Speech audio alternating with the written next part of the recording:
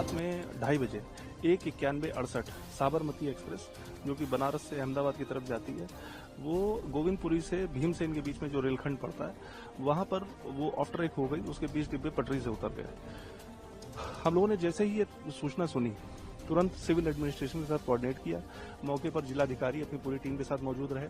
हमारे यहाँ कानपुर की unit, deputy CTM Kanpur, ACM Kanpur सहित अन्य अधिकारी जो कि रेस्क्यू ऑपरेशन से जुड़े हुए थे वो साइट पर पहुंचे। मंडल की टीम में एडीआरएम ऑपरेशन और अन्य मंडलीय अधिकारी तुरंत मंडल से उन्होंने डिवीजन ऑफिस से उन्होंने पोजीशन ग्रहण की।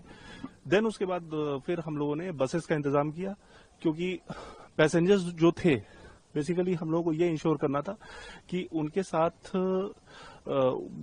इतना बड़ा जब कोई डिरेलमेंट जैसा हादसा हो जाता है तो आवश्यक होता है कि विभाग का पूरा सहयोग उनको मिले।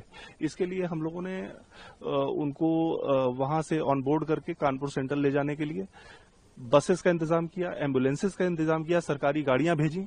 लगभग 27 बसेस वहां पर मौजूद थी, 10 एम्बुलेंसेस वहां मौजूद थी। फिर हम लोगों ने उनको ऑन बोर्ड कराया, कानपुर सेंट्रल लाए। ईएमयू स्पेशल भेजी जो कि 8 कोचेस की थी। 8 कोचेस की ईएमयू स्पेशल शटलिंग करके वहां से इनको कानपुर में प्लेटफॉर्म नंबर 3 पर लाई। वहां प्लेटफॉर्म नंबर 2 पर हम लोगों ने एक स्पेशल ट्रेन का इंतजाम किया जिसमें 20 कोचेस थे। एक AC2 का था, स्लीपर GS और AC3 का कंपोजिशन था। लगभग 1774 पैसेंजर्स को हम लोगों ने यहाँ रेस्क्यू किया, जिसमें 104 पैसेंजर्स अलग से कानपुर से बोर्ड होने थे।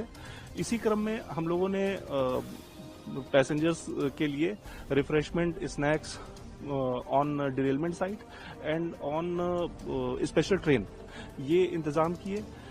देन किसी भी प्रकार की अच्छे तरीके से जांच कराई कि कोई हमारा यात्री घायल तो नहीं है, कोई अन्य दुर्घटना तो नहीं है। तो ईश्वर की कृपा है, भगवान भोलेनाथ का आशीर्वाद है कि सावन में हम लोग इस प्रकार के कलंक नहीं लग पाया और एक भी पैसेंजर हमारा ऐसा नहीं था जो किसी किस्म की कैजुअलिटी का शिकार हुआ।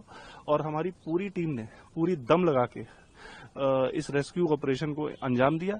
अब क्या है कि रिहेबिलिटेशन और रेस्टोरेशन की जो टीम है वो वहां पर जो हमारे जो 20 कोचेज हैं तो वहां झांसी डिवीजन की टीम, क्योंकि बेसिकली ये जो दुर्घटना हुई है ये झांसी डिवीजन की दुर्घटना है। जो बॉर्डर एरिया है वो प्रयागराज डिवीजन का है। इसलिए हम लोगों ने रेस्क्यू ऑपरेशन पूरा स्वयं से संचालित किया और रेस्टोरेशन जो है वो झांसी डिवीजन अपने स्तर पर कर रहा है। सर, टाइम ऑफ ऐसी क्या आपको समझ में आया, क्या ये बोल्डर आ गया और क्यों ऐसी घटना हुई?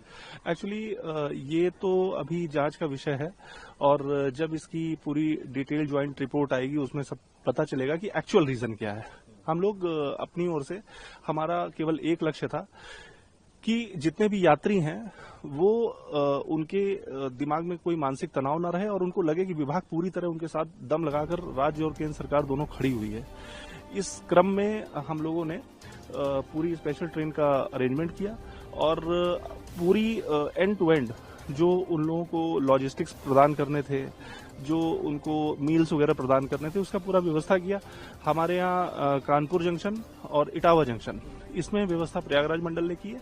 आगे की जो व्यवस्था है वो झांसी मंडल करेगा, देन उसके बाद WCR करेगा, वेस्ट सेंट्रल रेलवे।